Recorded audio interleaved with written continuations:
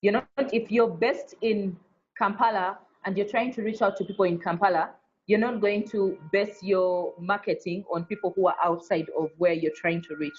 So know who your buyer is or who your potential buyer is, because as an incubator, you're trying to sell something. So know who your buyer is, and then know where they are located and reach out to that particular market. Yes, I see. I have about, just clarify what your definition of. My definition of a stakeholder is anyone who would help us get to our mission or vision, to achieve our goal, our mission or vision as an incubator. So as Hive Collab, our stakeholders include the people that we serve, those are the startups. Our stakeholders include our government. Our stakeholders include our private sector. Our stakeholders include private sector, government, the development community, the people who funders, investors, because we want them to fund our startups. So they are also part of our stakeholders. And because we also work with community-based organizations, so those are also our stakeholders. So basically your stakeholder is anyone who will help you get to your mission. And that should be mapped out as you're doing your strategic plan as an organization. So you have your mission, you have your vision, you have who is our client or who is our stakeholder. It includes everyone within your ecosystem. I hope I've answered that question. Keen to know what tools hubs are using to engage their communities, alumni, startups, partners, feedback, Slack, Facebook, everything. Wherever they are, meet them at their point where they don't have to get onto something just to meet you at your point of need. You need them, so you get to where they are. So you're going. Hello? So as Hive Collab, we have a community WhatsApp group. This is a group where all the community members that are part of Hive Collab are. We found it much easier. Originally, we were doing emails to reach out to people, and the response was a bit slow. But we found that if we reach out, if we created a WhatsApp group, it is easier for people to just respond to that. So we are on there. We are on Facebook. There are people who reach out to us on Facebook. We are on LinkedIn. There's a particular category of people who actually prefer to use LinkedIn to reach out. We are on email. We are on everything where our stakeholders are. So we also use so Slack or Asana is more like project management, engaging your own team or teams of different projects that you're doing. So we are also on a platform not developed by us as Hive Collab. It was developed by our partners, 1776, an incubator in Washington, D.C. So that is also one of the ways that we engage our stakeholders, particularly the businesses that we work with. Engage them, meet them at their point of need, engage them wherever they need you to engage them. So we can say marketing for an incubator is mainly brand awareness, social media engagement. Yes and no. Why are you marketing your incubator would be my first question to you. What is your goal? When you look at the bright picture, when you say we achieved our marketing goal, what was that? Was it getting more clients within your incubator? Was that getting people to follow you on Facebook or something? Was that to get more fans? What is your end goal? Why are you marketing yourself? So whatever whatever reason you're marketing yourself, that is why. That is your question was. Marketing is about getting to your end goal as an incubator. It is not just selling your incubator. It's not you saying, this is who we are,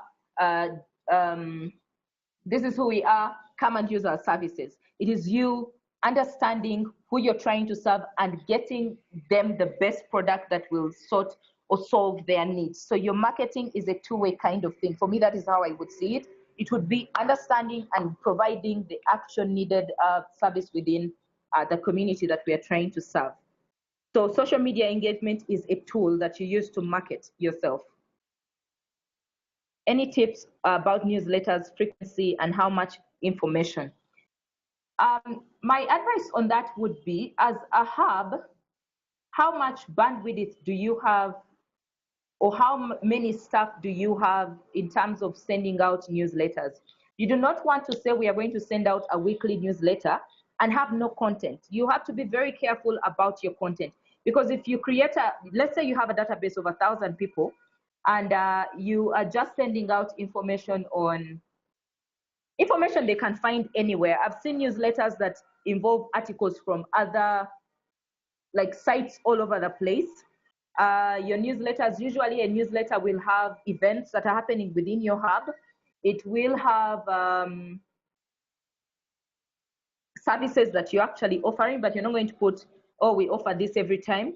So depending on what you want to communicate, you will decide on how often you want to communicate as a hub. I would advise bi-weekly or monthly is not bad. If you're structured enough and you know in a month these are the events we are going to have, a monthly newsletter is good enough. It's not too much on people that they won't read it, because it will show you, depending on what tool you're using, it will show you whether people have actually opened and read your newsletter, whether they just clicked on it or they didn't open it at all. So that will help inform you what people feel. I'm sorry about that, about the background noise. People will, it will help inform what people feel and think about your newsletter. So frequency for me, bi-weekly or monthly seems good, not too much information. Relevant information. Are there events that would be, for example, in your database, remember how I talked about segmenting? You have your startups database, you have the funders, government, private sector, people who don't want to read about all the events that are happening in your startup, in your incubator, or people who don't want to know about all the trainings that you're doing. So segment it. For our funders or government, people we want to know what's happening, you want for them to send them a quarterly newsletter that talks about the top 3 things you've done within the last 3 months, and keep them informed on what you're doing, because that is what informs their decisions on wanting to work with you. Or if it's government and they're looking at introducing something and they see within your newsletter that you're doing a certain event or a certain training, they know that, oh, this person is already doing this. Maybe we want to work with them or partner with them to do the thing that we want to do that is relating to what they're already doing. So for partners, quarterly sounds good. For your startups, it could be weekly, it could be bi-weekly, it could be monthly. I like the bi-weekly or monthly engagement, and not too much information. Talk about the events that you have. Talk about any other information that's relevant. If it's jobs, if you have freelancers within your database, talk about that. Any particular tool for sending out a message that is that hits multiple social media accounts at the same time. So what we do is just link your account. So for example, you link Facebook and Instagram, and link Facebook, Instagram, and Twitter, so that you just send on one platform and it kind of sends across all those other, all the 3 platforms. I don't think there's any, I wouldn't know honestly, I would have to research about that, whether there is a tool where you can just simulate all your Facebook, Twitter, LinkedIn, Instagram accounts, and it sends to all of them at once. But I know you can link those 3 that I have talked about. There's one more question, event chat. Has your WhatsApp group passed 250 mark? We are looking for solutions since ours is full. Create, no, we haven't hit the 250 mark, because the WhatsApp group that we have is particularly for just active incubatees that we have at the hub. So no, we haven't hit that yet. But my advice would be, honestly, I wouldn't know.